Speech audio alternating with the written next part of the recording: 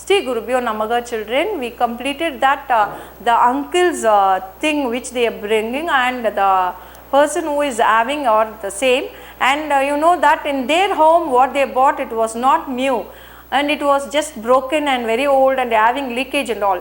But here we found that the uncle Mamana's thing what he is having, he was taking care of the things in such a way. So he bought chair also. That chair also was in their family, they given for the dead body, and they were it was just like not looking fair, but the Mamanar was using in such a way that he is wiping and cleaning and sitting, he alone is using that. So it was so nice in that family. So we will see that no one but him could use the chair in his house. The first thing he did as soon as he got up every morning was to wipe it. Had it to be shifted, he himself carried it and put it down carefully, as if placing down gently a mud pot brimming with water. So he'll be handling the chair in such a way that he'll be just taking and he'll be just putting it down.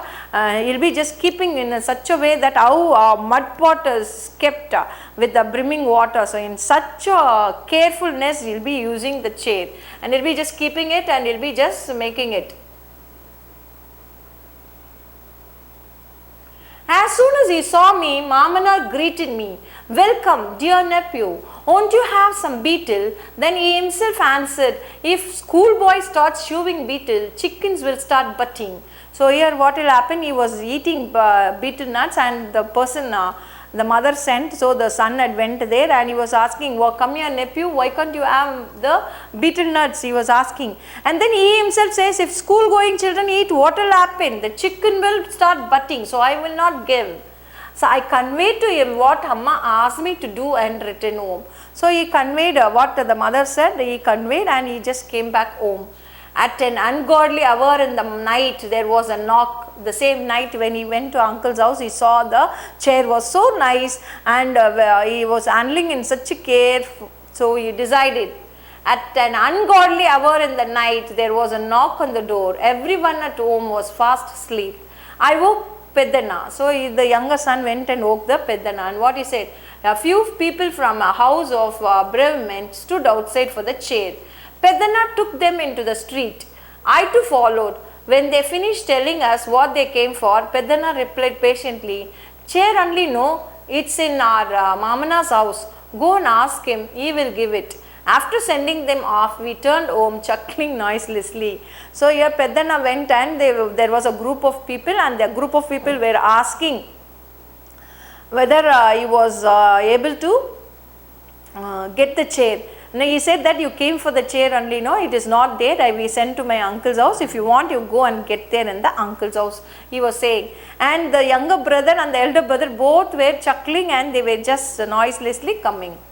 Tossing Appa asked sleepy, who was it? So our father was asking, who is that? In a sleepy eyes he was saying, who was it? What else? Some fellows want our bullocks for threshing. So he said that somebody want our bullock for threshing. So pulling the bedsheet tightly over him, Appa turned. So after pulling the bedsheet tightly, he had slept. So he turned and went back to sleep. Now it was raining in Mamana's forest. So it is raining in the Mamana's forest. So then after many days, when I visited Mamanar, he was sitting on the floor preparing betel leaves. He greeted me with his usual smile and banter. So here he was sitting down, and he was not having a chair. Then he went and he was asking, what is this? You are sitting on the floor. Where is the chair? I searched around, smearing the lime paste on the back of the betel leaf. He looked intently at me and smiled. He then said calmly, I asked them to keep the chair for that purpose alone. Anyway, you need one for that too, no. I didn't know what to say. I hurried home to convey this news to Pedana, but gradually my steps slowed to an ordinary gait. So here what had happened, when he went to his uncle's house, he was asking, where is the chair? So when once they went and asked for the chair for the corpse to sit, so he donated fully to it, and he was sitting down and he was just beating the betel nuts and just making a munch of it. Then the brother of the family just going, and younger son of the family going there and asking where is it. He said that the village people came and asked, and for that also a chair is needed, so I donated to them itself. So that shows that so long they were thinking that he was stingy, and the chair is needed for some purpose, and he donated that which he had made. So he says that for that also is needed, no, so I have given to the village itself. So he was just saying that. So here I didn't know what to say. I hurried home. So when he heard from this, he understood that his uncle was not a stingy person. He was carefully handling everything, and when time comes he is ready to donate. And I hurried home to convey this news to Peddana, but gradually my steps slowed to an ordinary gait. So here when he was he wanted to run and tell his brother, but his steps slowed to an ordinary gait. So original title is Narkali. This had been written in 1969. Okay. So you will be seeing about the author. About the author, Rajanarayanan, popularly known by Tamil initial as Kira. So his name is Kira Rajanarayanan. He is a Tamil florist and a prolific author. The novel Gopala Gramam and its sequel Gopalapurathu Makkal are among his most acclaimed. He won the Sahitya Academy Award. He won the Sahitya Academy Award for the later in 1991. As a folklorist, Kira spent decades collecting folk tales from the Karishal Kude and Karishal Kadu, and so it's a Karishal Kadu, and publishing them in popular magazines. In 2007, the Tanjavur based publishing house Annam compiled these folk tales into a 944 page book.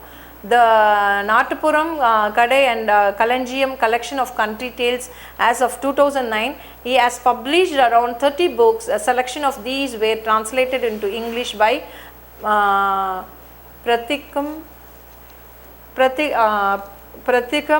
K. Chakravati and published in 2009, Where Are Going Your Monkey? Folk Tales from Tamil Nadu. So here children, you learnt about he is a Tamil writer and he wrote English plays, and you enjoyed the lesson at chair. So if what the moral you learned from this lesson is, so you will be thinking that somebody is stingy, but really when the time comes they are ready to donate. So the handling things and carefully and keeping safely is not stingy. So uncle was such type, and he was keeping everything safely and clean and neat, and the thing. So that is needed in everyone's life. Children, keep your things and other things neatly and cleanly and safely, and live a safe life in this period, children. Thank you. Goodbye.